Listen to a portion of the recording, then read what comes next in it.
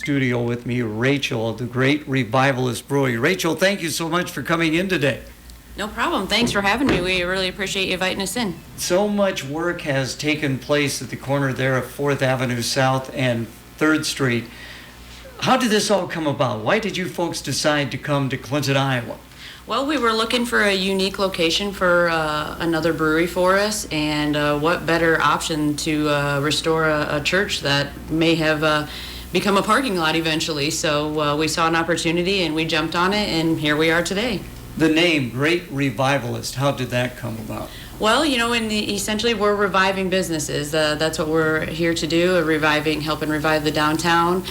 We revived our location in Geneseo. It was priorly Lionstone Brewing, and we brought that back to life. We've added a bunch of stuff out there that everyone should go and check out when you have time as well. And then now we're here downtown Clinton, hoping to bring a little life back to the community here. And before we get more into it, let's find out your part in all of this. How long have you been with this? Sure. So I actually was with the prior brewery since 2016, and then Richard came in 2020 and purchased Lionstone Brewing, and we became Great Revivalist Brew Lab, and he offered me a full-time position to come on with him, and so I've been there ever since, working out of Geneseo, and now I'm also a part of the Clinton project as well. So how many times have you been over here to Clinton? Since we started, hundreds probably. Sometimes twice a day, 3 times a day, just depends on what's happening. Okay, it looks like Marla's here. Hello. The marketing director. Marla, Good morning. Great to see you. Talk a little bit about what your responsibilities are going to be as the marketing director for this project. Yes, so I am marketing and sales, and then I'm going to start with events here. I've got a lot of outreach. I'm excited with the class reunions, bridal showers, baby showers, you name it. I want to work with it there anywhere. We've got the Brew Lab also, so I'll be working with events, coordinating for community, just to get everybody involved and get them interested in our wonderful products. We've got so much to offer, and we're excited to share it with everybody. So now what can the public expect? When is everything going to really get rolling? Who wants to answer that one? It's honestly a loaded question these days. We have a few finite details that we're working out in the kitchen and things like that. So we are definitely ready to be open, but we have a few more things that we have to take care of. So we're going to do some soft openings still here the next few days, but we certainly will announce to the public when we're ready for them to come in, and we'll open the doors with open arms and finally let everybody come in and see all of our hard work. Okay, well, let us know, and then we'll pass it along. Absolutely, as well. We would love to. So how important is social media, though, to get the word out on something like this? It is incredibly important, but we found that word of mouth spreads like wildfire as well. We've kind of tried to keep these soft openings a little quiet just so we can keep control of it. We want our staff to be trained appropriately. We want to make sure we're putting out top-notch food, and that takes a little time, for us to get everything rolling, and we just want to be perfect essentially for everybody. So we've tried to keep it quiet, but we know as soon as we announce on Facebook, we'll probably have 5,000 people at our front door waiting to come in. So we just want to be prepared for everybody, and we don't want to disappoint anyone. Again, visiting with Rachel and Marla from Great Revivalist Brewery. Now, I've had the mayor in, Scott Madison. He's been indoors to your facility. Morgan, our general manager, has seen what you have done. Talk about all that has been done, the pool table, the pizza oven, what you've done with the basement. There was not a basement there. Now there is. So who wants to address that? I would love to. So when we got there, the church was honestly in pretty rough shape. It had been abandoned for several years prior to that, so we knew essentially it was going to take a lot of work just to get it up to snuff. But we walked in and it had white walls and red carpet, and now it has brick walls and wood floor. So we ripped it down to its bare bones and kind of brought it back up. We removed all the pews and converted them into all of our tables. Everything's been repurposed if we could.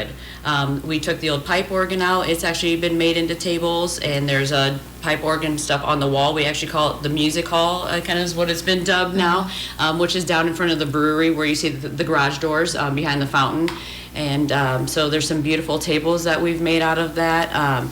and just all the different things that we've done. Like you said, the basement, there wasn't one. It was a dirt floor. It looked scary. You didn't want to walk in there. When we first went down there, we didn't know what we were going to find. But we built the floor up. We put Frank Lloyd Wright glass windows in the basement all throughout the property that we acquired from the Strand Theater. So that's also some stuff that you'll notice in the basement as well. And we, again, have custom tables down there as well. No table in our building is the same, and they all have been made by hand. The only thing that probably we haven't purchased or haven't made ourselves is all the different chairs we have that you'll be sitting in, which we actually acquired most of them from Clinton High School. So, My son-in-law is an architect, and he loves breweries. So who is involved in this? Who's been doing the designing? Well, that would be our master brewer, Scott Leonard. He kind of has had control on how the layout of the brewery will set up and functionality and stuff like that. So hopefully they have it set up for success, and we're ready to rock and roll and brew here real soon as well. Let's talk a little bit about the product. How many different brews are we talking about here, Marla? So we've got not alone beer. We do the sodas and we seltzer, the coffee. It's all on tap, and then we're canning. We're doing grocery store sales. We're looking to get more of our product in bars around here.